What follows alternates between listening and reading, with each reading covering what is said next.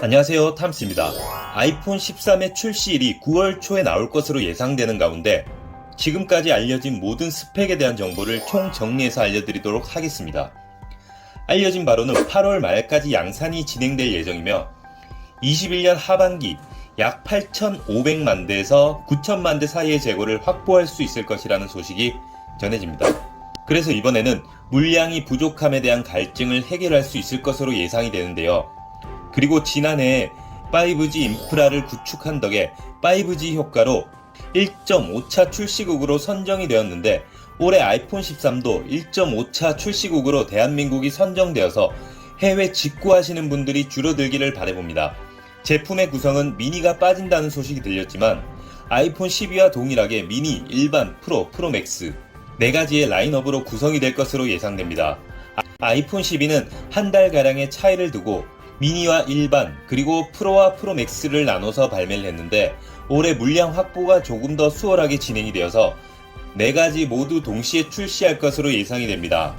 그래서인지 이번에 수많은 렌더링 이미지가 제작이 되었는데 레인보우, 레이저 레몬, 포레스트 그린, 망고 탱고 등 다양한 렌더링 이미지 중 가장 예쁜 색상이 채택이 되어서 출시할 것으로 기대를 해봅니다.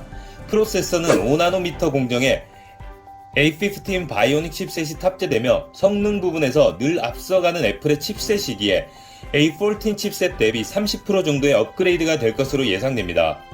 5G의 모듈은 퀄컴사의 5G 모듈이 적용될 것으로 예상되며 발열 이슈를 최소화하기 위해서 베이퍼 챔버 쿨러와 무선 충전 코일 변경 등 여러가지를 시도 중이라고 들려오고 있습니다. 디스플레이는 LTPO 공정으로 진행되는 OLED가 탑재된다고 하며 미니와 일반형의 주사율은 60Hz, 프로와 프로맥스 모델에는 120Hz로 출시된다는 소식입니다. 120Hz로 출시되는 프로와 프로맥스의 경우 배터리 소모율이 늘어나는 만큼 LTPO 디스플레이로 어느 정도의 효율을 만들어낼지도 주목해봐야 할 것 같습니다. 배터리 또한 경쟁사 대비 많이 부족한데 더욱 업그레이드 되기를 바라보고요. 노치 얘기를 안 할 수가 없겠죠. 노치는 여전히 사라지지 않을 것으로 보입니다.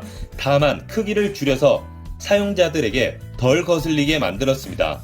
노치 안에 페이스 아이디가 들어가는 것을 고려했을 때 터치 아이디 센서까지는 힘들 것으로 예상이 되고요. 카메라의 경우 더욱 커진 소니의 이미지 센서를 채택하여 거기에 라이더 센서 추가에 각 렌즈의 사양이 업그레이드 되면서 f1.5 밝기의 조리개를 가진 새로운 광각 카메라가 탑재될 것으로 예상됩니다. 그리고 해당 이미지를 보시면요. 몇 가지의 변화된 모습을 볼 수가 있는데요. 측면 버튼이 기존보다 조금 아래로 이동되었으며 유심 카드 트레이 또한 위치가 변화된 것으로 확인이 됩니다. 디자인의 차이점을 조금 더 살펴보면요. 13 미니와 일반 모델은 전작에서 수직이었던 카메라의 포지션이 대각선으로 바뀔 것으로 예상이 되고요. 이 변화가 어떻게 느껴지시나요? 이것은 사용자에 따라서 호불호가 나뉠 것으로 예상이 되는데요. 프로 모델의 경우 카메라의 크기도 더 커질 것으로 예상되며 그에 따라서 내부 카메라의 성능이 더 향상될 수 있음을 예상해 봅니다. 거기에 이전 제품보다 0.5mm에서 1mm 정도로 더 두꺼워질 것으로 예상이 되고요. 다만 육안으로 쉽게 확인할 수 있는 수준은 아닌 것으로 예상이 됩니다. 그리고 아이폰 12 프로에서 탑재하고 있는 라이다 센서의 얘기인데요. 화성 탐사선이 화성 표면을 스캔할 때 사용한 기술인데 공간을 입체적으로 스캔할 수 있는 기능인데요. 사진을 찍을 때 피사체를 정확하게 인식해서 뭉개짐 없는 흐린 배경 사진이 가능합니다. 하지만 아쉽게도 프로와 프로맥스에만 탑재될 것으로 예상이 됩니다. 9월에 출시할 아이폰 13에 대해서 알아보았는데요. 하루빨리 출시되어서 존버하고 있는 많은 분들이 사용할 수 있는 날이 왔으면 좋겠습니다. 이상으로 영상 마치도록 하겠습니다. 좋은 하루 되세요.